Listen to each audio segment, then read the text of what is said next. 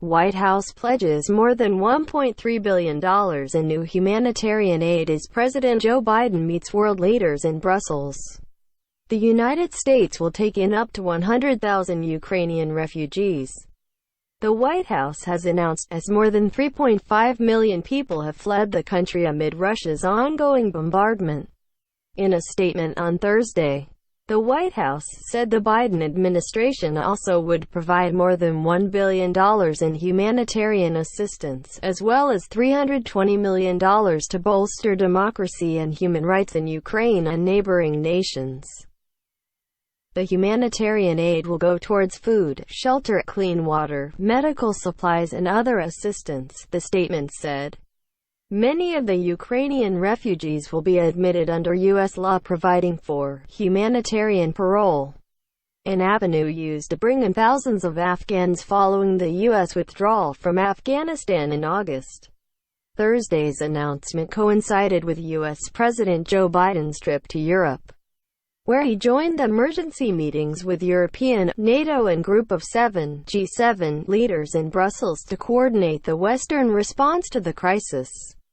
NATO leaders earlier said they had agreed to set up 4 new combat units on NATO's eastern flank, and the alliance will equip Ukraine to respond to potential chemical, biological or nuclear assaults from Russia.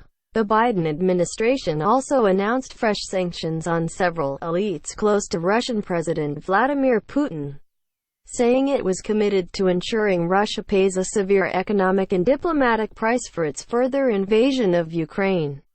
The U.S. and its allies in Europe have imposed a series of sweeping curbs on Russia since the country launched its all-out invasion of Ukraine late last month, targeting the profitable Russian oil and gas sector, as well as government officials and wealthy backers of Putin.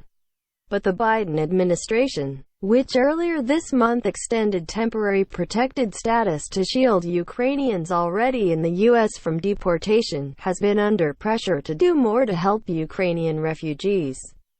While Biden had pledged to welcome Ukrainians fleeing war, administration officials have said they believe most will want to stay in Europe, where they can travel visa-free and be with family and friends.